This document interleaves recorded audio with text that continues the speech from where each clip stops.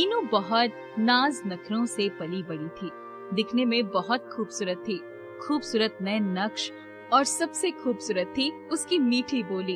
एक दिन उसकी, हमें मीनू की शादी के लिए वर तलाश कर देनी चाहिए। अब तो उसकी पढ़ाई भी पूरी हो गई है। उसके साथ ही सभी लड़कियों की गृहस्थी भी बस गई है। हाँ, मैंने भी 2-3 जगह बात चलाई है, तुम भी देखती रहो। मीनू तभी माँ के पास आकर, माँ, मुझे माधव से शादी करनी है। कौन माधव? वही जो मोटरसाइकिल से घूमता है। हाँ माँ, वो बहुत अच्छा है, मुझे बहुत पसंद है। वो बैंक में काम करता है। उसकी माँ भी बहुत अच्छी है, मैं उनसे मिल चुकी हूँ। कब से जानती हो उसे? वो मेरे साथ कॉलेज में पढ़ता था। अब उसकी पक्की नौकरी भी है। मैं तुम्हें बताने वाली ही थी। चलो शाम को उनके घर चलने हैं, उसकी माँ से मिलना होगा। शाम को वो लोग माधव के घर गए। माधव की माँ ने उनकी खूब आवभगत की। वापस आने पर, मीनू, तुम उतने छोटे से घर में कैसे रह पाओगी? वो लोग बहुत गरीब हैं, जो है सो लड़का ही है।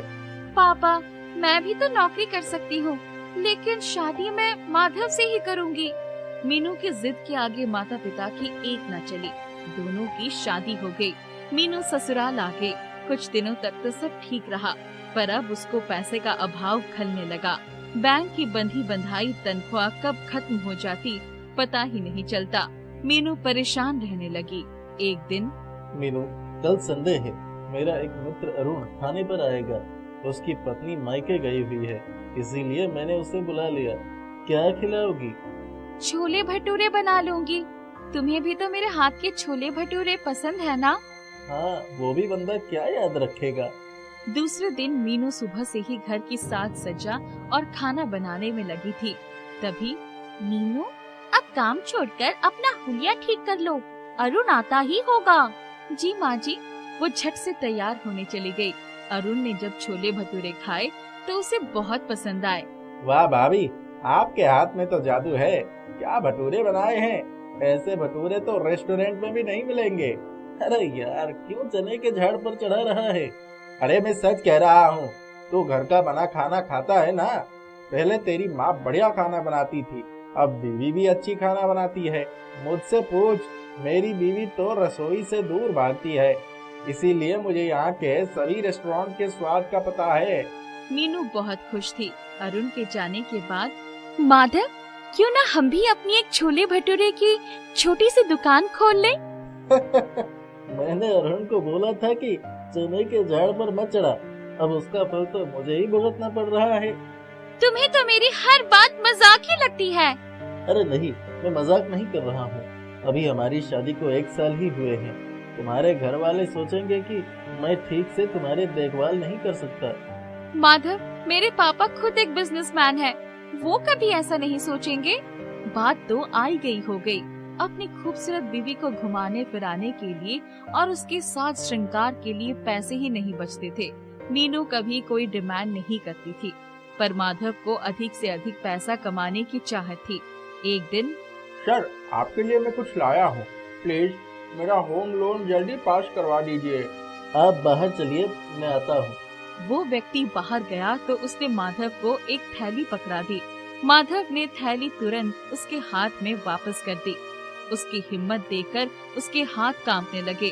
वो पशोपेश में पड़ गया कि क्या करे। जब घर पहुंचा तो, क्या बात है, बहुत परेशान लग रहे हो? कुछ नहीं, बैंक की टेंशन है।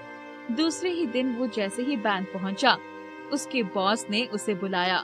मिस्टर माधव, ये लीजिए अपना सस्पेंशन ऑर्डर, और जब तक इंक्वायरी होगी आप वो बैंक आने की जरूरत नहीं है। क्लाइंट ने आपके खिलाफ शिकायत दर्ज की है। सर, वो तो खुद ही मुझे बुलाकर ले गया था, मुझे फंसाया गया है। बॉस ने उसकी एक न सुनी। उसके तो होश उड़ गए।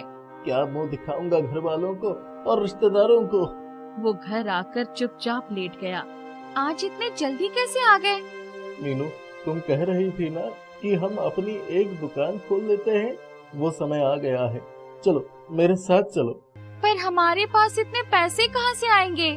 पहले हम किराए पर जगह लेंगे, फिर अपनी दुकान खोलेंगे। मैं तुम्हें कब से कह रही थी, पहले चलकर मम्मी पापा से बात कर ले। नहीं, उसकी जरूरत नहीं है। दोनों ने किराए की जगह पक्की कर ली। कुछ ही दिनों में उन्होंने अपना एक छोटी सी दुकान खोल लिया। मीनू तो छोले भटूरे बनाने में पहले से ही बहुत एक्सपर्ट थी। माँ भी उसके साथ पूरा समय देती। उनकी दुकान अच्छी चल निकली। उनकी खूब कमाई होने लगी। धीरे धीरे 1 साल हो गए। एक दिन, आज मेरी तबीयत कुछ ठीक नहीं है, चक्कर आ रहे हैं। चलो डॉक्टर के पास चलते हैं। मुबारक हो, आप माँ बनने वाली हैं। मीनू, अब दुकान का काम कैसे होगा? अरे अभी कौन सा बच्चा पैदा हो जाएगा?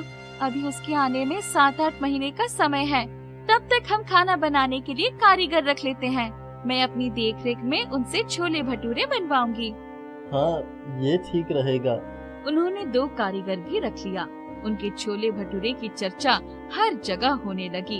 एक दिन इस दुकान का मालिक, भाई, आप लोग तो अच्छा खासा पैसा कमा रहे हैं, किराया दुगना कर दीजिए। अरे भाई, इतनी कमाई नहीं होती, इतना किराया कहाँ से दे पाएंगे हम? आप लोग ये जगह छोड़ दीजिए। माधव और मीनू बहुत परेशान हो गए। माधव, तुम चिंता मत करो, हम जहाँ भी दुकान खोलेंगे वहीं चल निकलेगी। तुम मेरे गहने गिरवी रखकर अपनी खुद की दुकान के लिए जगह देख लो। नहीं नहीं मीनू, तुम्हारे माता पिता को पता चलेगा तो उनकी नजरों से मैं गिर जाऊंगा। मैं उनको बताने थोड़ी जा रही हूँ। अपने पास कुछ बचत भी तो है। जब हमारी कमाई होने लगेगी तो सबसे पहले गहने ही छुड़वाएंगे। माधव ने उसके कुछ गहने रखकर बाकी गहने गिरवी रख दिए और घर के नजदीक ही एक दुकान खरीद ली।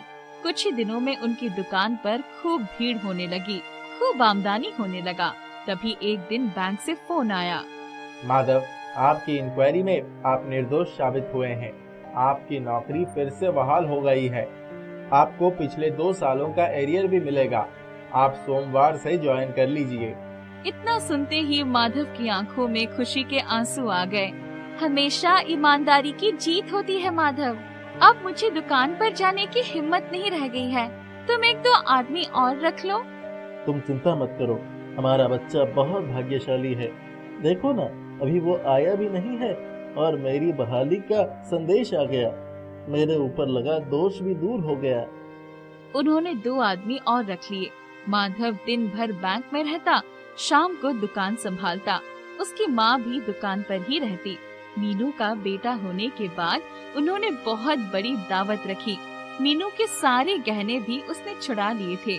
मीनू सजी धजी बेटे को गोद में लेकर बैठी थी। हमारी बहू बहुत ही समझदार और हिम्मत वाली है।